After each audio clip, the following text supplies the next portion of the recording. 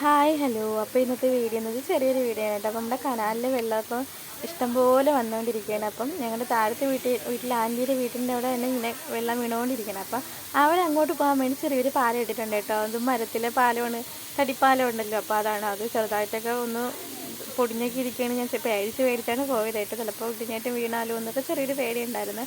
വീണ തോട്ടിൽ തന്നെ കിടക്കേണ്ടി വരും. അപ്പോൾ ഇതാണ് നമ്മുടെ കനാലിൽ വെള്ളം നിറഞ്ഞിട്ട് അവിടെ നിന്ന് വീഴുന്നതാണ് കേട്ടോ. ഇഷ്ടംപോലെ വെള്ളം ഇങ്ങനെ വീണുകൊണ്ടേയിരിക്കും എപ്പോഴും.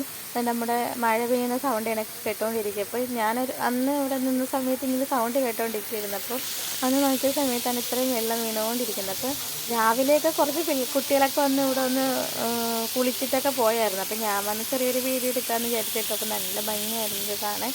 അപ്പോൾ ചാനൽ ആദ്യമായിട്ടാണ് കാണുന്നവരുണ്ടെങ്കിൽ ഒന്ന് സബ്സ്ക്രൈബ് ചെയ്യുക, ഷെയർ ചെയ്യുക, ലൈക്ക് ചെയ്യുക. അപ്പോൾ എന്തെങ്കിലും മിസ്റ്റേക്കുകളുണ്ടെങ്കിൽ കമൻറ്റായിട്ട് അറിയുക കേട്ടോ. അപ്പോൾ ഇഷ്ടംപോലെ വെള്ളം ഇങ്ങനെ ഒഴുകിക്കൊണ്ടേയിരിക്കുകയാണ്. അപ്പോൾ അവർ എല്ലാ ദിവസവും ഇപ്പോൾ കനാൽ തുറക്കുന്നുണ്ട് കേട്ടോ. അപ്പോൾ ആദ്യമൊക്കെ അവർ 2 ദിവസം 3 ദിവസം തുറന്നിട്ട് അതിനുശേഷം ഒരാഴ്ച കഴിഞ്ഞിട്ടാണ് ഇപ്പോൾ തുറന്നത്. ഇപ്പോൾ കണ്ടിന്യൂസ് ആയിട്ട് അവർ തുറക്കുന്നുണ്ട് കേട്ടോ. ഇഷ്ടംപോലെ ഇത് വെള്ളം ഇങ്ങനെ വന്നുകൊണ്ടേയിരിക്കും. മഴ പെയ്യുമ്പോൾ നമുക്ക് വലിയ വെള്ളം വരത്തില്ല, അതേപോലെ ഇങ്ങനെ 2 വശത്തായിട്ട് വീഴുന്നുണ്ട് കേട്ടോ. അപ്പോൾ അതിൻ്റെ മുറ്റത്തിൻ്റെ അകത്താണ് കേട്ടോ ഇങ്ങനെ വെള്ളം വീണുകൊണ്ടിരിക്കുന്നത്.